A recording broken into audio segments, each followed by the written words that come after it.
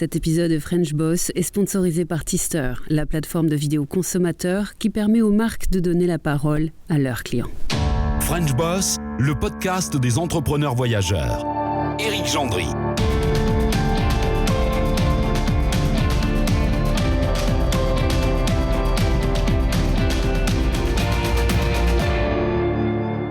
Bonjour à tous, un slogan éprouvé qui a fait ses preuves depuis belle lurette, du producteur au consommateur, une stratégie qui est toujours la même où qu'elle soit déployée, ouverture d'une boutique en ligne suivie plus tard de l'ouverture d'une boutique physique. La marque s'appelle Paulette, elle vend des lunettes low cost et la fondatrice de cette marque s'appelle pas Paulette mais s'appelle Pauline et elle est avec nous depuis Amsterdam. Pauline Cousseau, bonjour. On est ravis de vous avoir avec nous.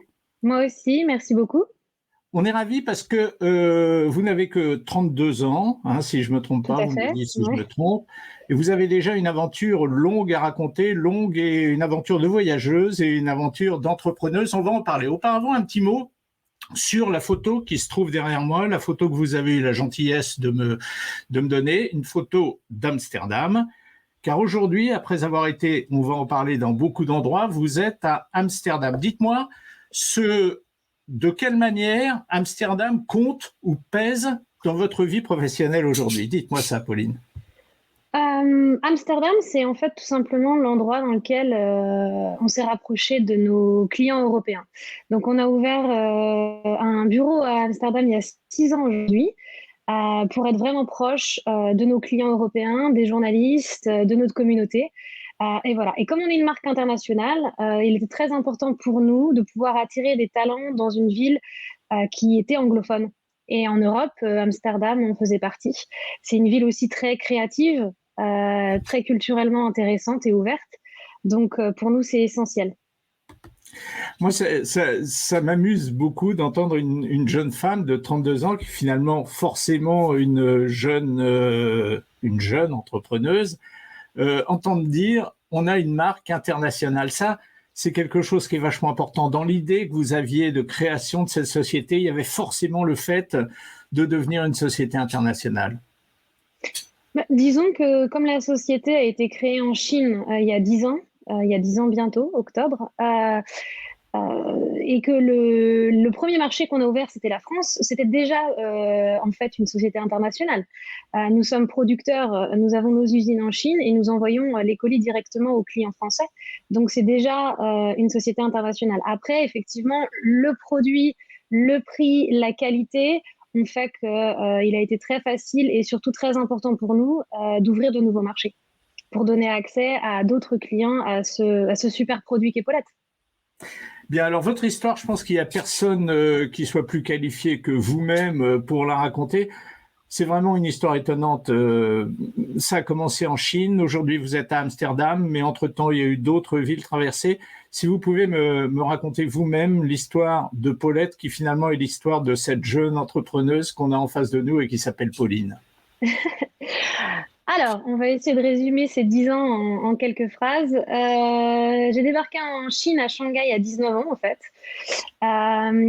Et cette ville m'a tout de suite fascinée. J'ai rencontré mon associé Pierre Wiesmann sur place, à Shanghai. Et c'est là qu'on a lancé la marque Paulette. Après s'être aperçu tout simplement que des produits, des équipements optiques sortis d'usine valaient 7 à 10 euros. Et qu'en Europe, il faut se rappeler quand même que c'était il y a 10 ans, les produits optiques, une paire de lunettes progressives, c'était 700 à 1000 euros. Et là, on s'est dit qu'il y avait vraiment un problème, un très grand manque de visibilité, en fait, et un très grand manque de connaissance du marché de l'optique auprès des consommateurs. Et on a voulu complètement casser les codes. Et c'est pour ça qu'on a dessiné, produit et mis en ligne nos équipements optiques à destination du consommateur final. Donc, du factory to customer, ce que vous disiez tout à l'heure, directement. Et ça a été une vraie révolution, en fait, sur le marché. On a été les premiers à faire ça. On est la première entreprise de vente de lunettes pas chères, on va dire, en France. C'était il y a 10 ans. Voilà. Vous dites pas cher. Si on dit low cost, vous aimez pas ou ça vous gêne pas? Alors en fait, c'est vrai parce que c'est moins cher que beaucoup de produits optiques actuellement sur le marché. Mais j'aime pas ça parce qu'en fait, comme je l'expliquais, une paire de lunettes à la vue sortie d'usine, c'est 10 euros. Sur le site, vous pouvez en trouver à 35. Donc en fait, si vous voulez, moi je trouve pas ça légitime. Je pense qu'on a plutôt un prix qui est juste, un prix qui correspond à la qualité de nos produits, un prix qui est de l'usine au consommateur final, plutôt qu'un prix bas. En fait, c'est les autres qui ont des prix qui sont bien trop élevés en fait sur le marché. Donc, j'ai pas spécialement envie de rentrer dans le fast fashion, dans le low cost ou dans le prix bas. Je pense qu'on a certainement des prix justes et à destination de consommateurs qui sont ravis en fait qu'on ait vraiment apporté de la transparence sur le marché. Pauline, alors la manière dont vous me racontez votre histoire, peut-être que je l'ai mal interprétée, mais ça veut dire pour moi, c'est une jeune fille qui part en Chine pour diverses raisons et qui découvre là-bas ce qu'elle va faire dans la vie, parce que vous n'êtes pas parti avec l'idée de monter des boutiques de lunettes. Bon, je vois que vous avez des lunettes vous-même, donc vous devez être sensibilisé au problème, mais ça vous a sauté aux yeux comme ça en Chine. C'était les lunettes qui pouvaient faire de vous une entrepreneuse. Alors, je suis partie parce que j'étudiais le chinois, mais effectivement, j'ai toujours voulu être entrepreneur. Après, c'est vrai que le monde de l'optique s'est offert à moi. Et je trouve que c'est un produit très intéressant et c'est surtout parti d'une injustice. Je dois avouer que j'ai rencontré mon associé qui, lui, est un serial entrepreneur et qui tout de suite a aperçu cette idée génialissime, ce concept incroyable qui était de dessiner et créer nos lunettes à la vue. Et c'est vrai que le produit est plus venu à moi que je suis venue à lui, mais effectivement, ça a été un vrai pari que de se lancer sur ce marché. C'est exaltant tous les jours que d'essayer d'apporter aux clients de la visibilité sur le marché de l'optique, des produits exceptionnels. Aujourd'hui, on a des collections éco-responsables, on fait des verres de qualité avec tous les traitements inclus. C'est pour moi essentiel que la marque Paulette et notre histoire continuent en fait d'exister et de perdurer, parce que ce qu'on fait, en fait, ça part de très bonnes valeurs et on fait d'excellents produits. C'est marrant ce que vous me dites, le produit est plus venu à moi que moi, je suis venu à lui. C'est une belle formulation, bravo. Quel est l'apport de cette jeune femme que vous êtes, Pauline Cousseau, dans la marche de votre société? Vous m'avez dit que votre associé était un serial entrepreneur. Vous, qu'est-ce que vous apportez? Quel est finalement qui êtes-vous et quelles sont vos qualités? En fait, ça revient à ça la question un peu. Bon, très bien. Alors, voilà, mon associé, comme je l'expliquais, c'est un visionnaire, hein. C'est une personne incroyable, un visionnaire. Moi, je suis quelqu'un de beaucoup plus carré, organisé, donc je gère depuis le départ tout ce qui va être organisation, management et vraiment la direction de l'entreprise en fait. Lui, c'est mon associé, donc on est partenaires et on se soutient sur différents projets, voilà. Moi, je dirais que mes atouts, c'est très difficile comme question en fait. Je réalise que votre question est très difficile, j'ai beaucoup de mal à répondre. Je sais pas, quand on est entrepreneur, surtout quand on est entrepreneur et qu'on n'a pas d'investisseur, qu'on a toujours tout fait nous-mêmes, on a différentes qualifications. J'ai plein de flèches, de cordes à mon arc, mais je saurais pas vraiment répondre de manière précise à cette question. Je dirais du management, de l'organisation. Enfin, il se passe plein de choses dans cette entreprise. La possibilité surtout de trouver des solutions et de se réinventer en fait très fréquemment. Je peux facilement m'adapter, faire en sorte que les équipes s'adaptent, trouver des solutions à toute situation ou problématique qu'on peut rencontrer. Voilà, c'est ce que j'ai envie de dire. C'est toujours difficile de dire quelles sont ses qualités. C'est toujours difficile de parler de soi de manière générale. C'est vrai que c'est pas forcément une question facile. J'ai lu, en préparant cette émission, Pauline, j'ai lu que vous aviez démarré avec 2000 €. Ça, je pense que ça va intéresser beaucoup de jeunes qui hésitent sur le fait de créer leur entreprise et qui, pourquoi pas, se posent la question de savoir si aller créer une entreprise en Chine n'est pas aujourd'hui plus facile que de le faire ailleurs, en Europe notamment. 2000 € déjà. Oui, tout à fait. Donc 2000 € déjà. Alors on a commencé avec 2000 € en poche. Aujourd'hui, on est donc en 2021. L'entreprise a 10 ans, on n'a toujours pas d'investisseur. Donc ça explique qu'on fait partie des 0,01% d'entreprises de start-up aujourd'hui qui existent sans investisseurs et qui ont eu une croissance énorme sur les 10 dernières années. Donc on est vraiment pas, disons que c'est pas commun d'avoir une entreprise qui fonctionne de cette manière-là. Ça, c'est la première chose. La deuxième chose, c'est qu'effectivement, il y a 10 ans, c'était certainement plus facile de lancer son entreprise, peut-être depuis la Chine, parce que le coût de la vie était vraiment très faible. Donc, quand on est étudiant et qu'on n'a pas beaucoup d'argent, c'est vrai qu'à l'époque, vivre à Shanghai, c'était plus facile que de vivre en France. J'ai lu également en préparant cette émission, donc, et je l'ai évoqué dès le début, et vous venez de l'évoquer également, votre slogan donc du producteur, du fabricant direct au consommateur. Et j'ai lu que vous justifiez ça par le fait qu'il y avait beaucoup d'intermédiaires qui prenaient de l'argent et qui donc gonflaient le prix de vente. Qui sont ces intermédiaires? J'ai du mal à me rendre compte dans le cadre de vente de lunettes. J'ai du mal à me rendre compte qui peuvent être ces intermédiaires. Vous allez me le dire sûrement, Pauline. Alors en fait, tout simplement, vous avez l'usine qui produit, ensuite vous avez la licence à poser, donc s'il s'agit d'une grande marque, c'est Gucci, Prada, Ray-Ban, etc. Vous avez donc ensuite toute une... comment on appelle ça? En français, pardon, wholesale. Donc, vous allez vous retrouver chez un grossiste avec énormément de paires de lunettes. Et ensuite, vous allez avoir des boutiques d'optique, que ce soit des marques ou des petits opticiens qui vont racheter ces produits. Donc, en fait, quand la lunette Ray-Ban, elle arrive chez l'opticien final, donc elle coûte sortie d'usine 5 €. Hein. On met juste le prix, la marque Ray-Ban par-dessus, d'un seul coup, elle est peut-être à 50 ou 60 €. Elle va chez le grossiste pour la stocker et pour pouvoir la diffuser auprès de retailers, il va aussi prendre une marge. Donc là, on arrive peut-être à 150 €. Et après, l'opticien final, pour tout simplement pouvoir couvrir ses frais quand il est dans un centre-ville, il va aussi, du coup, ajouter une marge dessus. Donc je sais qu'il y a aussi des listings de prix, hein, voilà, des marges qui sont contrôlées, mais il n'empêche que ça reste quand même un circuit qui est très compliqué avec beaucoup d'intermédiaires qui ajoutent forcément des marges dessus et surtout la marque, là-bas le prix de la marque, voilà, c'est ça. Donc c'est pas simple, c'est pas fluide et c'est pas transparent. Juste une dernière petite question avant la pause, parce qu'on va observer une pause et puis en deuxième partie, bien sûr, on va parler de la progression qui est impressionnante, la progression de Paulette. Vous vendez vos lunettes donc sous votre propre marque? Jamais elles ne sont reprises par des grandes marques que vous avez citées là, par exemple?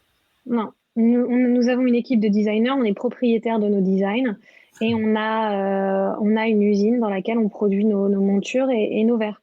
On est au cœur même de la production, donc en fait, on a aussi toute une équipe de recherche et développement pour pouvoir constamment améliorer la qualité de nos produits et des verres. Et c'est pour ça qu'aujourd'hui, je peux déjà vous dire que par exemple, cette paire de lunettes, elle est faite en acétate éco-responsable. Si vous la mettez dans un pot de fleurs, dans 150 jours, 60% de la paire aura disparu. Et ça, aujourd'hui, sur le marché, il n'y a personne qui fait ça. Donc voilà, c'est aussi la force de la marque, c'est d'être très réactif et très créatif. Un petit mot rapide avant la pause. Vous venez de parler d'écologie d'une certaine manière. L'écologie, c'est quelque chose qui vous parle. Ça parle beaucoup aux jeunes de votre génération, hein, l'écologie en général. Hein. Tout à fait. Oui, alors je pense que ça parle à tout le monde aujourd'hui. Il y a une vraie prise de conscience. Après, en tant qu'entrepreneur, je pense qu'on a tous une responsabilité face à la planète. Voilà. En tant que personne, en tant qu'individu, mais aussi en tant qu'entrepreneur.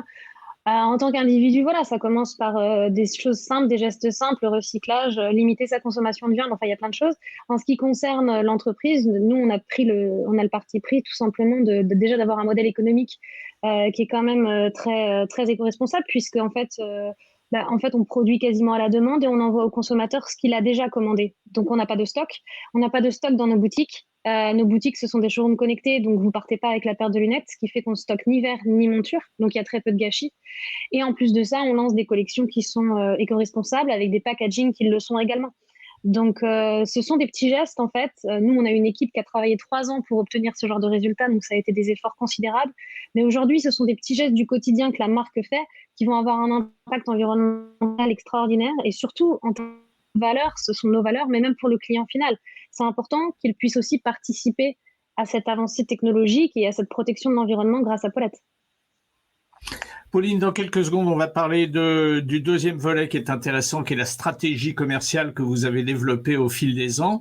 Auparavant, donc, une petite pause, histoire de donner un petit coup de projecteur sur la société avec laquelle nous sommes associés, qui est notre partenaire, notre sponsor, la société Tister. Vous savez que semaine après semaine, on vous fait découvrir cette société au travers d'entretiens que nous avons avec chacun de ses dirigeants, un nouveau volet de ces entretiens.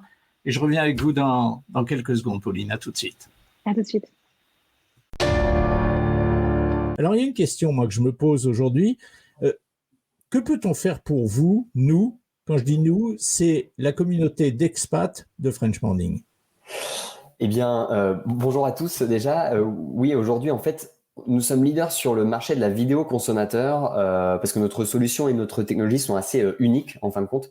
Mais aujourd'hui, on est complètement inconnu sur le marché nord-américain parce qu'on a d'abord consolidé notre position de leader en France.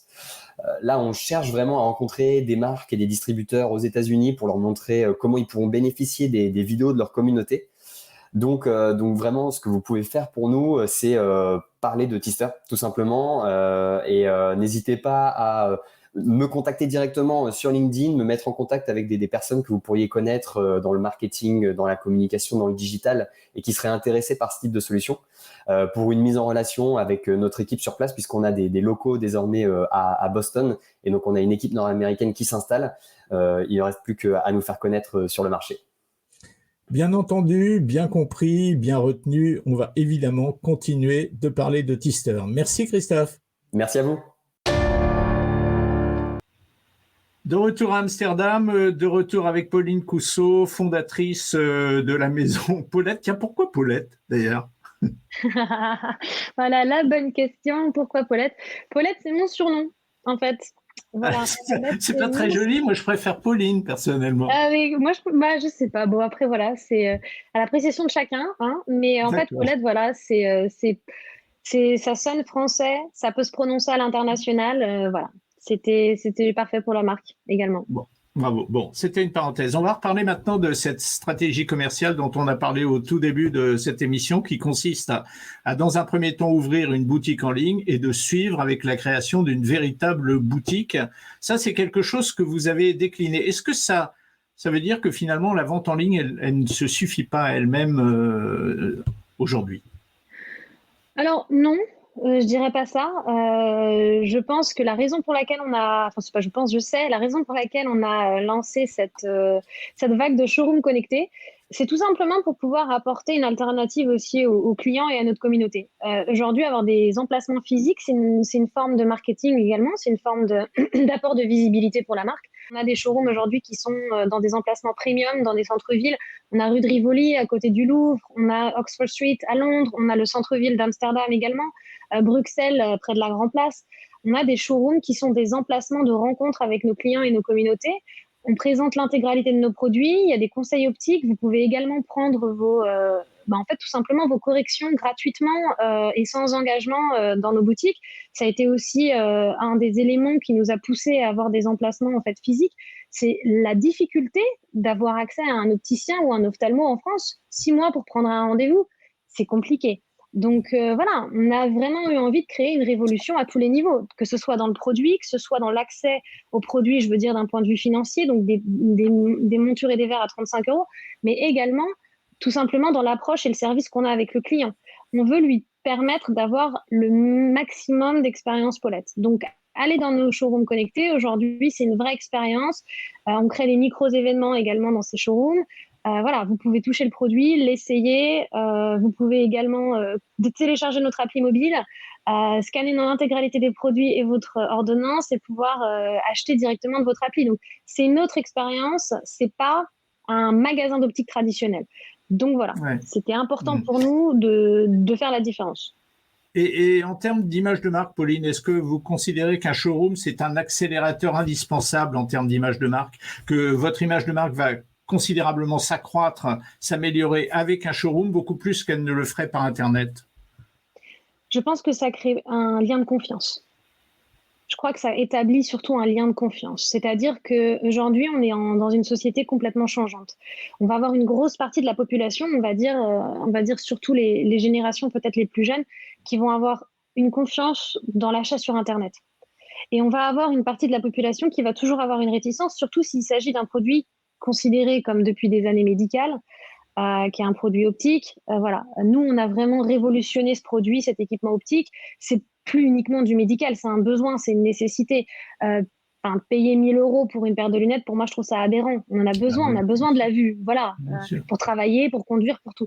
Donc, pour moi, cet accès au showroom, c'est une question de confiance pour beaucoup de gens qui pourraient être réticents sur l'aspect achat direct en ligne.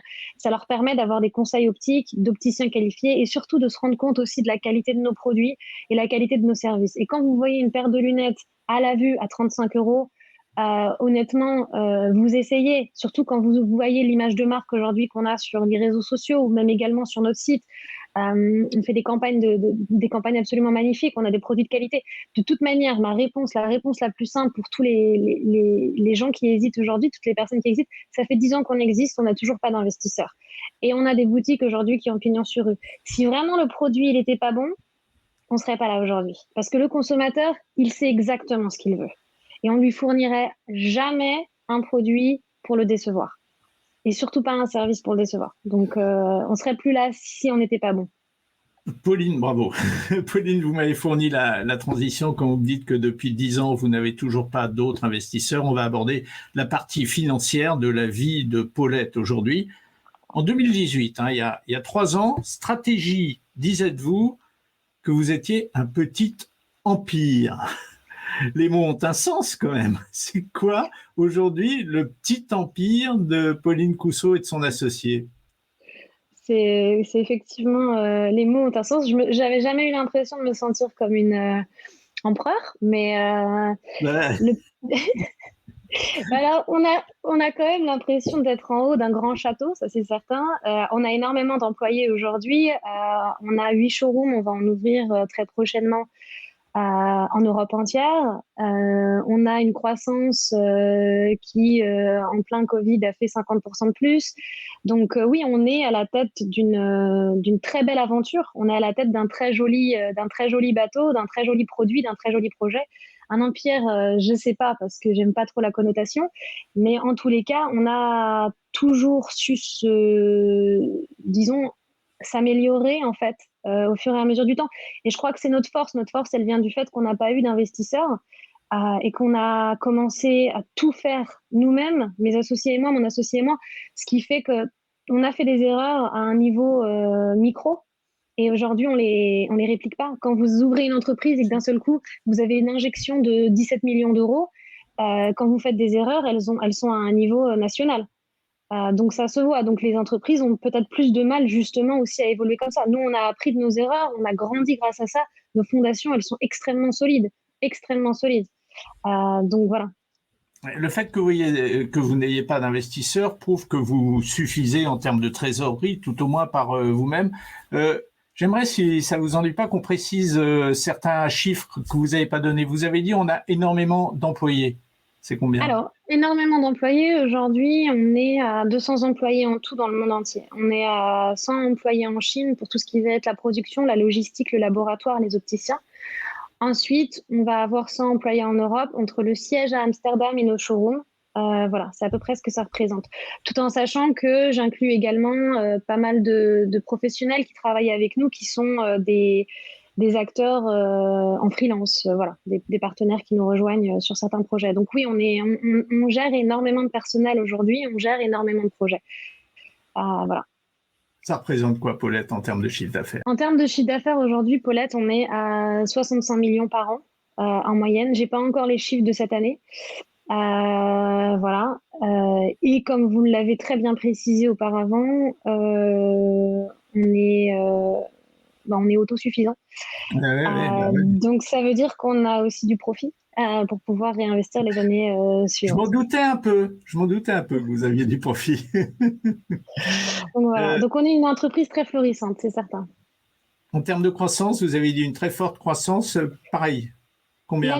L'année dernière, on a fait 50% de croissance. Mais depuis 10 ans, on est à 35% de croissance chaque année. Super. Je vais revenir sur quelque chose que vous venez de dire. Vous avez dit aujourd'hui que vous aviez le siège de Paulette qui était à Amsterdam. C'est ce que vous venez de me dire. Vous m'avez dit, entre le showroom et le siège, on a tant d'employés. Vous avez Alors, dit 300 employés. j'ai qualifié de siège, je me suis peut-être mal exprimée. En fait, ce que je voulais dire, c'était qu'on avait un bureau, une entité à Amsterdam qui gère toute la partie service, on va dire, dans le sens où on va faire beaucoup de marketing, beaucoup de campagnes, et qui va également gérer la partie showroom en Europe. Le siège de l'entreprise, il est toujours basé on a toujours un bureau en Chine. En Chine, Voilà. ouais, c'est ça. Là où on a monté, il y a une entreprise. Oui, parce qu'effectivement, en vous entendant dire ça, la question que je me posais, c'était est-ce que vous aviez créé une société toute neuve, filiale de l'autre, dans les différents pays dans lesquels vous avez été? Parce que là, on a parlé d'Amsterdam, mais on a glissé assez rapidement. Vous pouvez peut-être nous dire un mot sur, effectivement, le début de votre périple, c'est Shanghai, aujourd'hui c'est Amsterdam, mais entre-temps, on vous a vu dans plusieurs endroits, m'a-t-on dit. Alors, je ne sais pas ce qu'on vous a dit. Non, disons qu'il y a eu Shanghai, il y a eu Hong Kong et il y a Amsterdam, c'est tout. Mais Donc depuis Londres. Il y a eu Londres, le showroom. Le showroom. Oui. Le showroom à Londres, voilà. Oui, bien sûr. Oui. Ah oui, voilà. On a un showroom à Londres, on a une entreprise à Londres, effectivement.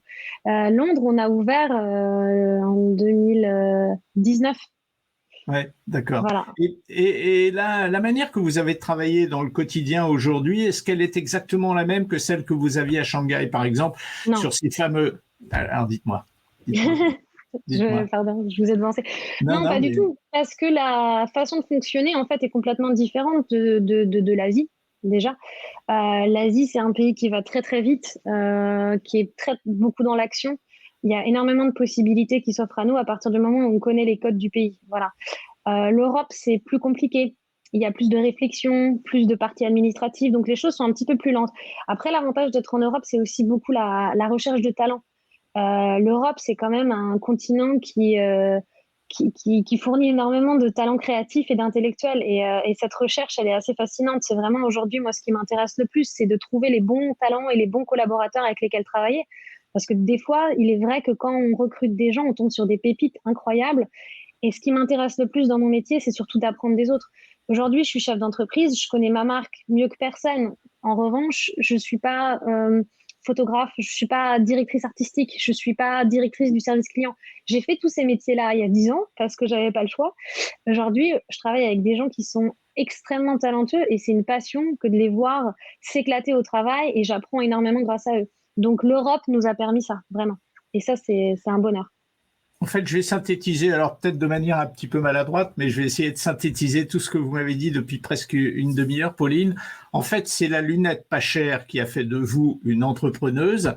Est-ce que aujourd'hui, quel est l'avenir? Et là, c'est à la jeune femme de 32 ans que je m'adresse. Est-ce que l'avenir d'entrepreneuse de Pauline, il passera forcément par Paulette, ou est-ce que vous pouvez imaginer avoir appris l'entrepreneuriat via Paulette et entreprendre dans autre chose après? Je pense que l'avenir sera toujours lié à Paulette. Je ne dis pas que je n'ai pas d'autres projets ou que je n'aurai pas d'autres projets d'entrepreneur dans le futur. En revanche, Paulette, c'est un premier amour. C'est une première construction. Et vous en parlerez avec beaucoup d'entrepreneurs qui réussissent. Se lancer dans un nouveau projet, c'est jamais la même chose.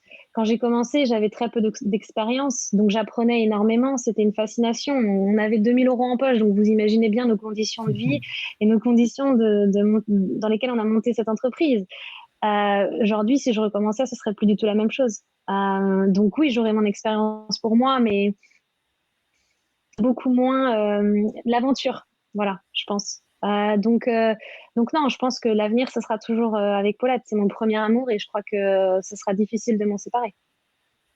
Avant qu'on se sépare, nous, pour le coup, Pauline, une dernière question. Depuis toute petite, vous vouliez être entrepreneur, bien qu'il n'y ait pas du tout d'atavisme familial. Hein. Je crois que vos parents étaient enseignants et c'est ça. Donc, il n'y avait pas du tout… Vous êtes né avec ça dans votre tête, sans aucun atavisme familial. Est-ce que l'idée que vous faisiez quand vous étiez petite de ce qu'était un entrepreneur, vous le retrouvez aujourd'hui? Est-ce que votre vue sur l'entrepreneuriat a changé? Non, bien sûr que non. Je pense que n'importe quel entrepreneur, avant d'être entrepreneur, il a une vision, qu'il soit petit ou qu'il soit grand ou adulte, hein, d'ailleurs, peu importe. La vision qu'on a de l'entrepreneuriat, elle n'est pas du tout celle qui est vraie, en fait. Un entrepreneur, c'est quelqu'un qui Donc, qui est très créatif en général et qui est optimiste et force de solution, ça c'est certain. En revanche, c'est aussi énormément de travail. Et l'entrepreneuriat, c'est aussi un combat avec soi-même et son entreprise au quotidien pour ne pas être esclave de celle-ci. Et en même temps, toujours, c'est un apprentissage. C'est-à-dire qu'aujourd'hui, si Paulette grandit, c'est parce que moi, en tant que personne, je grandis. Voilà, et l'entreprise grandit grâce à ça. Et elle me fait grandir également à un niveau personnel. Mais l'entrepreneuriat, ouais, c'est une aventure passionnante, extraordinaire, exaltante. Et en même temps, ça vient également avec une grande responsabilité, beaucoup de challenges et beaucoup de pression et de stress. Quand on commence à avoir la responsabilité d'employer et de la vie des gens, on pèse pas sa vie de la même manière. On prend des décisions, on prend toujours des risques parce qu'on est entrepreneur. Ouais. Mais on sait également qu'il y a des gens qui comptent sur nous pour avoir un métier et surtout qu'on apprécie, avec lesquels on veut continuer de travailler. Donc, c'est une vraie responsabilité. Il ne faut pas y aller à la légère, quoi. C'est tout. C'est marrant parce que vous avez un peu le nez pour deviner les questions que je vais vous poser. Là, vous venez d'employer le mot stressant et je m'apprêtais à vous poser la dernière question. Je vais quand même la poser. Je vais vous donner 2 adjectifs qui sont 2 qualificatifs. D'accord. Et vous allez me dire lequel correspond le mieux à la vie d'entrepreneuse de Pauline aujourd'hui. Stressant ou exaltant? Exaltant. Exaltant, ouais. Non, il y a des périodes de stress dans le monde de l'entreprise, c'est certain. Pour les employés comme pour les employeurs, comme pour les entrepreneurs maintenant, c'est comme tout dans la vie. Il faut trouver un équilibre. Il y a des phases qui sont plus difficiles que d'autres, mais il faut toujours en tirer plus de positif que de négatif. Sinon, ça sert à rien. On n'a qu'une vie, il faut toujours en profiter. Et surtout, on a une responsabilité, c'est de transférer cette positivité à ses employés. Donc, si nous, on n'est pas bien, l'entreprise, elle n'est pas bien. Et ça, c'est essentiel de le comprendre. Voilà, on n'a qu'une vie, il faut savoir en profiter. Et tout nous laisse penser que la jeune femme avec laquelle on est depuis une demi-heure, ça a bien profité de sa vie et sait surtout bien en profiter grâce à des qualités manifestes d'entrepreneuse. Merci Pauline, on a été ravis de nous entretenir avec vous. Merci également, c'était un plaisir. Merci beaucoup. Et bonne continuation. Merci. Bye bye. Bye bye.